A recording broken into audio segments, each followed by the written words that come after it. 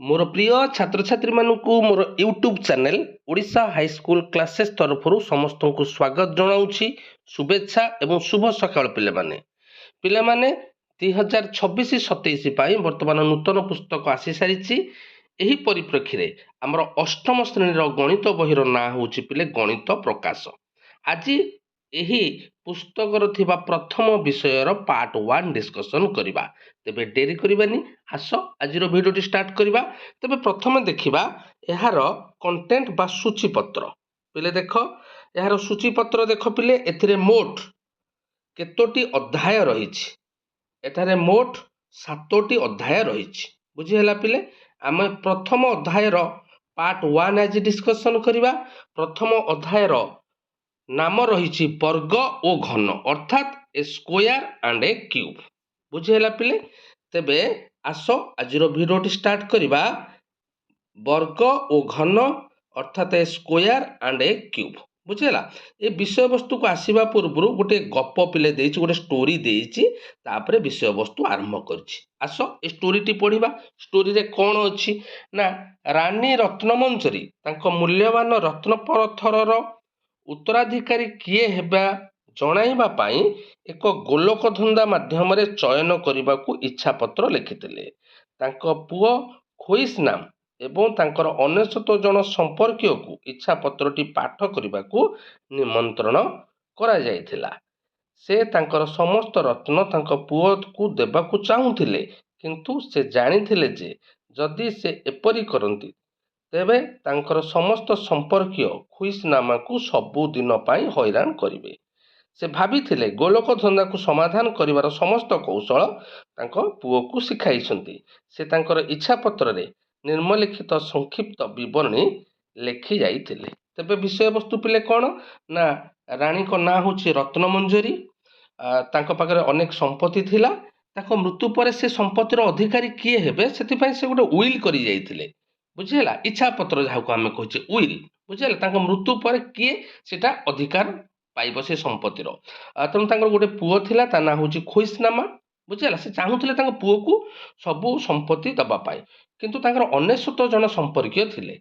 बुझेला। तांको पुओ को जदि संपत्ति देबे तेबे 99 जन संपर्कीय तांको पुओ को हैरान करिवे। तेणु से तांकर गोटे गोलक धंदा बा पजल माध्यम रे एई संपत्तिर अधिकारी किए हेबे, जे पजल करि परिबे से हेबे ए संपत्तिर अधिकारी। तेणु तांको मृत्यु पर तांको इच्छा पत्र अनुसार तांको पुओ एवं 99 जन संपर्कीय को डका गला जे तांको संपत्तिर अधिकारी किए हेबे। तेबे आस देखिबा से तांको इच्छा पत्र रे कोन लिखिथिले, मु गोटे गोलक धंदा प्रस्तुत करिछि। जदि समस्त 100 जन एका समय यार उत्तर दियंती तेबे आपण माने रत्न गुड़ी को समान भाव में बांटी नेबे। पहले 100 जन केमती है ना पुओ हेले खुइसनामा आउ 99 जन संपर्कीय। तेणु 100 जन जदि समस्ते समान उत्तर दियंती समस्त संपत्ति को समान भाव में बांटी दिया जिवो। किंतु जदि आपण प्रथमे समस्याटार समाधान करती तेबे आपण समस्त रत्नर उत्तराधिकारी होई परिबे। बुझेला। तेणु से इच्छा पत्र लिखाई थिला जदि जे प्रथमे समाधान करिवो से समस्त संपत्तिर उत्तराधिकारी हेबे। मंत्री महाशय खुइसनामा एवं तांकर 99 जन संपर्कीय को प्रासादर गोटे गुप्त कोठरी को नहीं गले, जो 100टी लकर थिला। मंत्री बुझाइले प्रत्येक व्यक्ति को 1 ରୁ 100 मध्य एक संख्या दि जाइछि। व्यक्ति प्रत्येक लकर खोलती, द्वितीय व्यक्ति प्रत्येक द्वितीय लकर को खोला थिले बंद करती बा बंद थिले खोलती। तृतीय व्यक्ति प्रत्येक तृतीय लकर को खोला थिले बंद करती बा बंद थिले खोलती। चतुर्थ व्यक्ति प्रत्येक चतुर्थ लकर खोला थिले बंद करती बा बंद थिले खोलती। यही प्रक्रिया समस्त 100 जन पाली आसवा पर्यंत चलिबो। शेषर केवल किछि लकर खोला रहिबो। खोली थिबा लकर गुड़िक ही सुरक्षित थिबा रत्न पत्थरर कोड जना पड़िबो। बुझी ହେଲା पिले। तेबे कौन से गोलक धंदाटी थिला ना 100 जन संपर्कीय। तेणु समस्त को 100टी संख्या दिगला एवं जो 100टी लकर थिला तांको कुहागला जे प्रथम व्यक्ति ए 100टी लकर को खोलिबो। द्वितीय व्यक्ति कौन करिवो ना द्वितीय 2 गुणितक जहा। बुझेला। 2 गुणितक किए ना 2, 4, 6, 8 से नंबर लकर को ଯଦି ଖୋଲା ଥିବ ତେବେ ବନ୍ଦ କରିବ, ଯଦି ବନ୍ଦ ଥିବ ଖୋଲା କରିବ। ସେହିପରି ତୃତୀୟ ଜଣ ବ୍ୟକ୍ତି କ'ଣ କରିବ ନା ତାର 3 ନମ୍ବର ଲକର ଏବଂ 3ର ଗୁଣିତକକୁ ଠିକ୍ ସେହିପରି ଖୋଲା ଥିଲେ ବନ୍ଦ କରିବ, ବନ୍ଦ ଥିଲେ ଖୋଲା କରିବ। ସେହିପରି ଚତୁର୍ଥ ବ୍ୟକ୍ତି ସେ ସେମିତି ଚତୁର୍ଥର ଗୁଣିତକ ଯିଏ ନା 4 ନମ୍ବର ଲକର, 4ର ଗୁଣିତକ କିଏ 8 ନମ୍ବର ଲକର, 12 ନମ୍ବର ଲକର ଯଦି ଖୋଲା ଥିବ ବନ୍ଦ କରିବ, ବନ୍ଦ ଥିଲେ ଖୋଲା କରିବ। ବୁଝିହେଲା? ଏହିପରି 100 ଜଣ ଯାକ ବ୍ୟକ୍ତି କରିବେ ଏବଂ ଶେଷକୁ ପ୍ରଶ୍ନ ହେଲା ଶେଷରେ କିଛି ଲକର ଖୋଲା ରହିବ। ତେବେ ପ୍ରଶ୍ନ ହେଉଛି ଯେ କେଉଁ କେଉଁ ଲକର ଖୋଲା ରହିବ, ଯିଏ କହିପାରିବ ସମସ୍ତ ସମ୍ପତ୍ତିର ଅଧିକାରୀ ସିଏ ହେବ। ପିଲାମାନେ ଗୋଲକ ଧନ୍ଦାଟି ବୁଝିପାରିଲ ତ? ତେବେ ପ୍ରକ୍ରିୟା ଆରମ୍ଭ ହେବା ପୂର୍ବରୁ ଖୋଇସିନାମା ଜାଣିପାରିଥିଲେ ଯେ ଶେଷରେ କେଉଁ ଲକର ଗୁଡ଼ିକ ଖୋଲା ରହିବ। ସେ କିପରି ଜାଣିପାରିଲେ ନା ଖୋଇସିନାମା ହିଁ ଜାଣିଥିଲେ, ତାଙ୍କ ମା ତାଙ୍କୁ ଗୋଲକ ଧନ୍ଦା ବତେଇଥିଲେ। ତେବେ ବର୍ତ୍ତମାନ ତୁମେ ଚିନ୍ତା କର ପିଲେ, ବର୍ତ୍ତମାନ ତମକୁ ଟ୍ୟାକ୍ସ ଦିଆଗଲା, ତୁମେ ଚିନ୍ତା କର କେଉଁ କେଉଁ ନମ୍ବର ଲକର ଖୋଲା ରହିବ। ବୁଝିହେଲା? ତେବେ ଆସ ଏହାର ଉତ୍ତର ଖୋଜିବା। ବୁଝିହେଲା? ମୁଁ ତମକୁ ଏଠି ବୁଝେଇ ଦଉଛି ପିଲେ।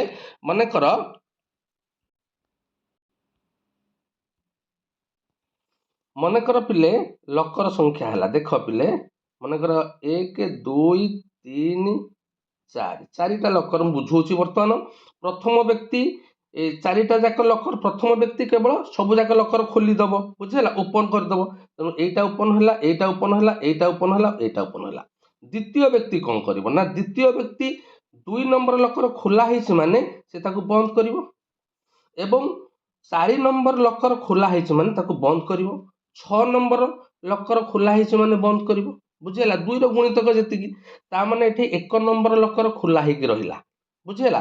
ଆଚ୍ଛା, ତୃତୀୟ ବ୍ୟକ୍ତି ଯେତେବେଳେ ଆସିବ, ତୃତୀୟ ବ୍ୟକ୍ତି କ'ଣ କରିବ ନା ତା ଲକର ଟିକେ ଖୋଲା ହେଇଛି, ତେଣୁ ଏଇଟାକୁ ସେ ବନ୍ଦ କରିବ। ବୁଝିହେଲା? ତାପରେ ତୃତୀୟର ଗୁଣିତକ ହେଉଛି 6, 6 ନମ୍ବର ଲକର କ'ଣ ହେଇଥିବ ନା 6 ନମ୍ବର ଲକର ଅଲରେଡି 2 ନମ୍ବର ବ୍ୟକ୍ତି 6 ନମ୍ବର ଲକର ବନ୍ଦ କରିଦେଇଥିବ।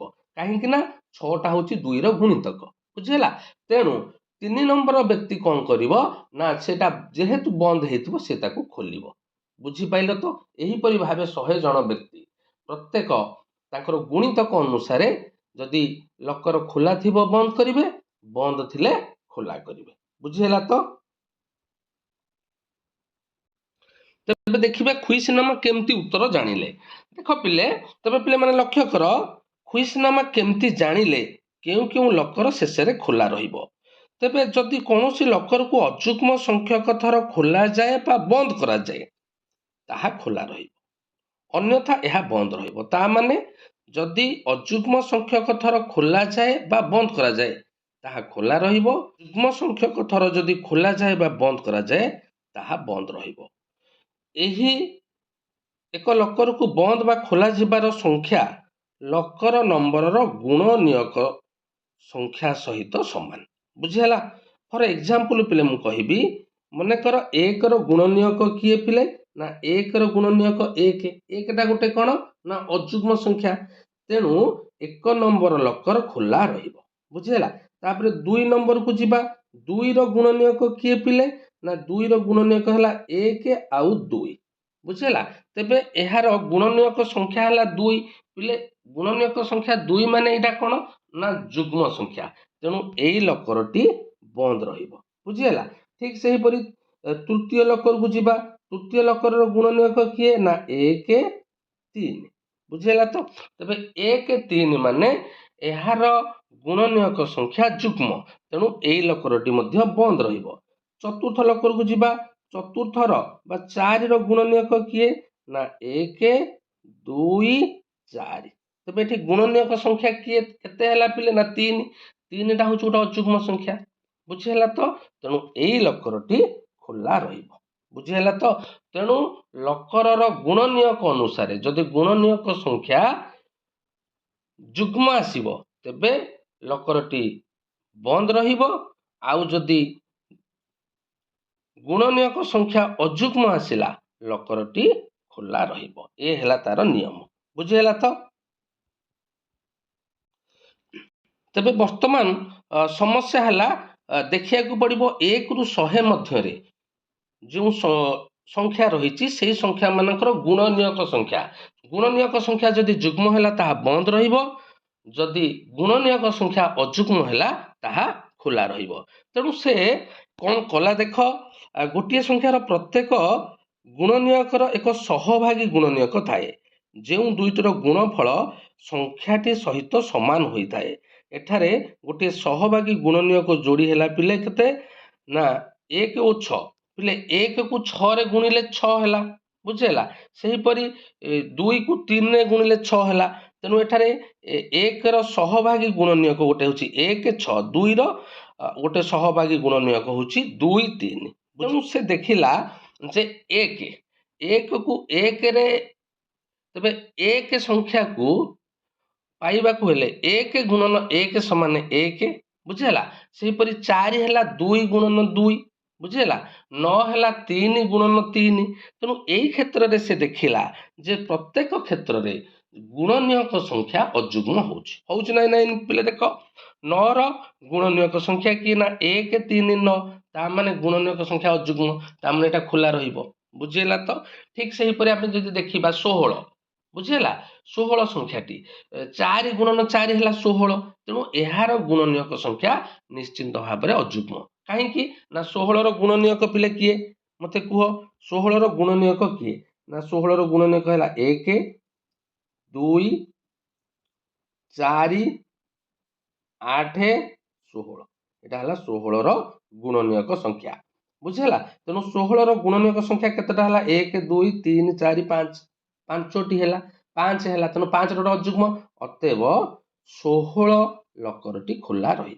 बुझीला तो ठीक सही परि 25 पिले 5 गुणन 5 समान 25 बुझीला तो तेणु यही 25 लकरटी मध्य खोला रहिबो काहे कि यार गुणनीयक देखिबा अजुग्म संख्या बाहरिबो केमती ना 1 आ गोटे होची 5 आ गोटे होची 25 बुझीला 25 रो गुणनीयक हला 1 5 25 तेणु यार गुणनीयक संख्या हला 3 तेणु यह एक अजुग्म संख्या 3 तेणु यही लकरटी खोला रहिबो बुझेला तो तेणु से सहजरे निर्णय करदेला जे जो संख्या को सही संख्या रे गुणिले जो संख्याटी बाहर जेते 1 को 1 रे गुणिले 1 2 को 2 रे गुणिले 4 बुझी पारछ ना नहीं तेणु 1 लकर खोला रहिबो 4 लकर खोला रहिबो 3 को 3 रे गुणिले 9 तेणु 9 लकरटी खोला रहिबो 4 को 4 रे गुणिले 16 तेणु 16 लकरटी खोला रहिबो 5 को 5 रे गुणिले 25 25 लकरटी खोला रहिबो 6 को 6 रे गुणिले 36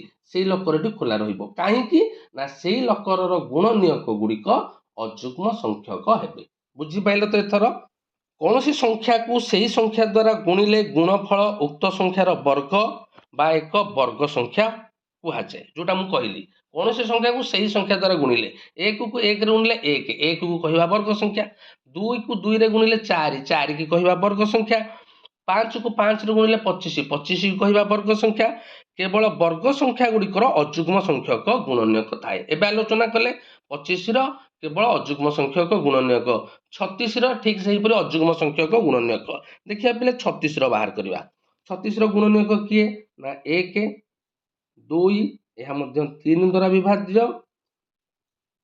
4 द्वारा मध्य विभाज्य 6 द्वारा विभाज्य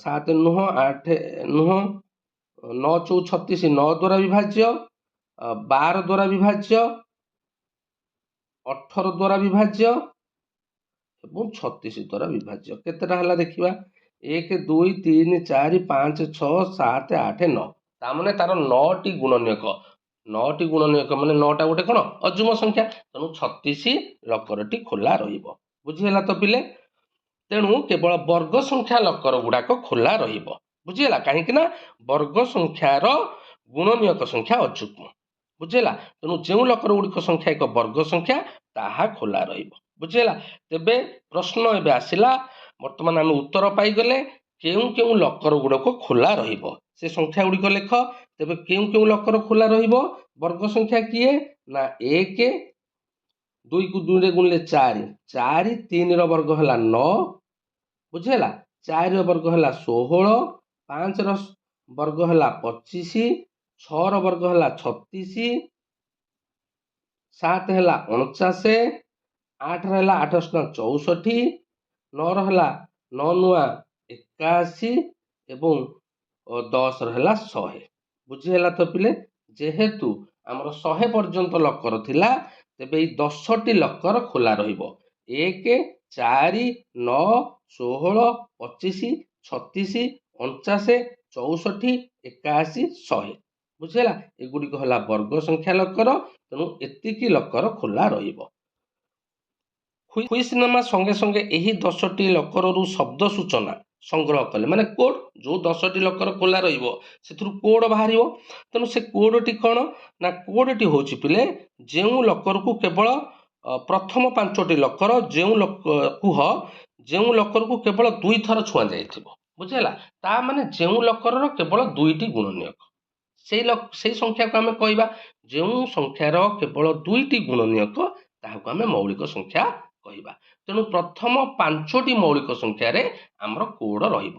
ବୁଝିହେଲା? ପ୍ରଥମ 5ଟି ମୌଳିକ ସଂଖ୍ୟା କେବଳ ସେଟା 2 ଥର ଛୁଆଁ ଯାଇଥିବ ସେ ଲକରକୁ। ଆଚ୍ଛା, ପ୍ରଥମ 5ଟି ମୌଳିକ ସଂଖ୍ୟା କିଏ ପିଲେ?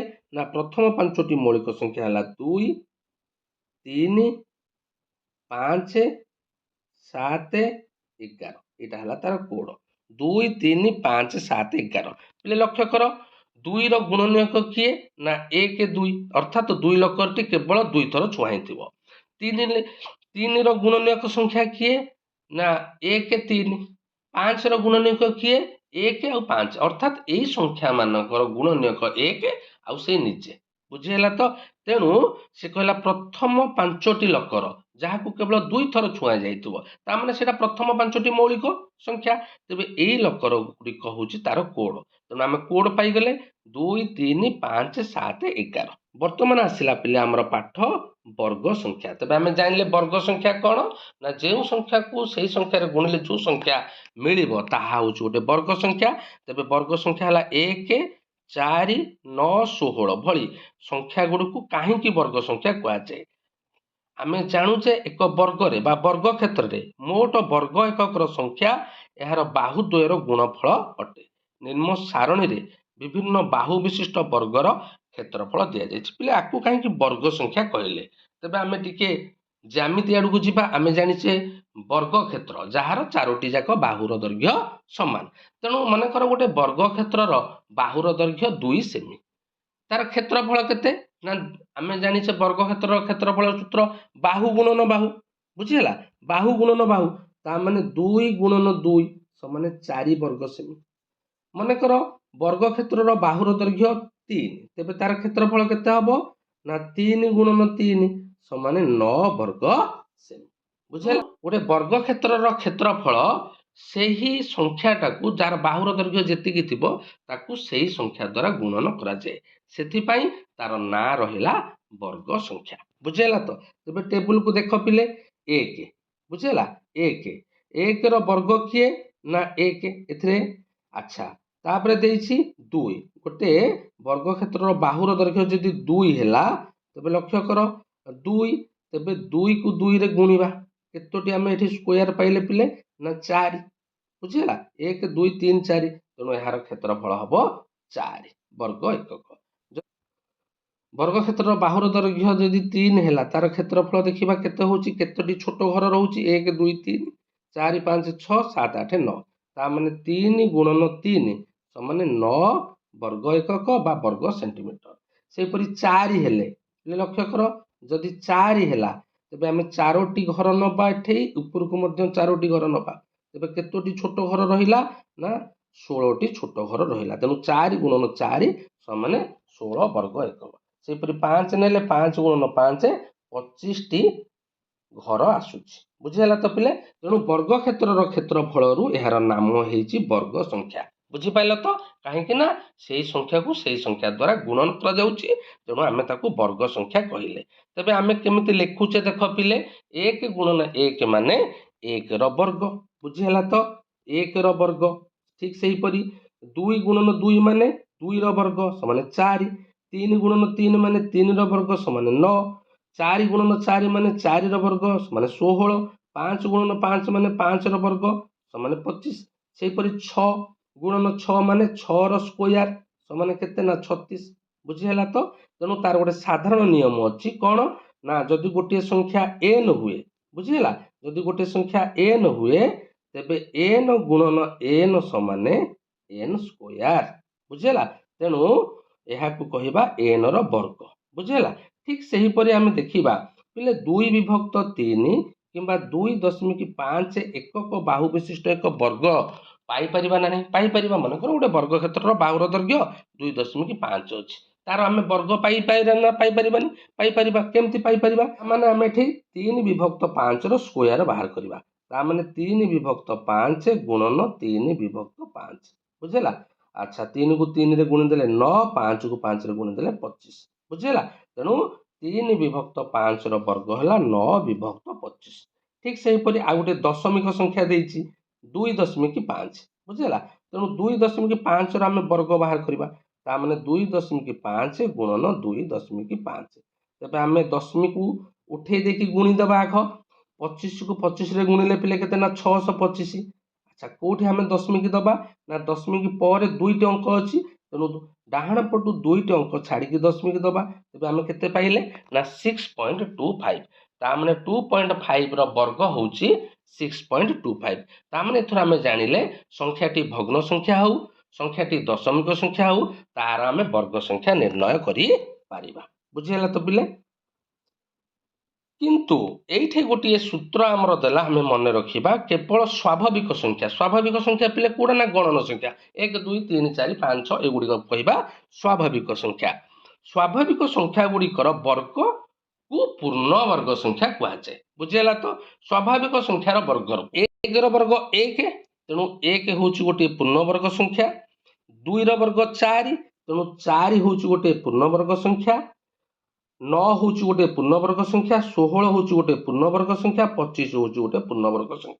बुझीगला तो तेणु आउ जदि आम ता परवर्ती पूर्ण वर्ग संख्या निर्णय करवा 6 वर्ग है 36 36 गोटे पूर्ण वर्ग संख्या 7 वर्ग है 49 49 गोटे पूर्ण वर्ग संख्या 8 वर्ग है 64 64 गोटे पूर्ण वर्ग संख्या तेणु गणन संख्यार वर्ग को आम पूर्ण वर्ग संख्या कहवा बुझीगला तो पिले वर्तमान देख जदि आम यहाँ पूर्ण वर्ग संख्या कहले एबे आम निर्णय करते कौन ना 3 विभक्त 5 वर्ग बुझेगा 9 विभक्त 25 है तेबे यहाँ आम पूर्ण वर्ग संख्या कहवा ना कहीं ना 3 विभक्त 5 गोटे स्वाभाविक संख्या नुह 3 विभक्त 5 हूँ गोटे भग्न संख्या तेणु भग्न संख्यार वर्ग को आम पूर्ण वर्ग संख्या कहवा ना ठीक से हीपरि 2.5 वर्ग तार वर्ग अच्छी तार वर्ग है 6.25 किंतु यहाँ गोटे पूर्ण वर्ग संख्या कहवा ना केवल गणन संख्यार वर्ग को भल भाव पे मन रख केवल गणन संख्यार वर्ग को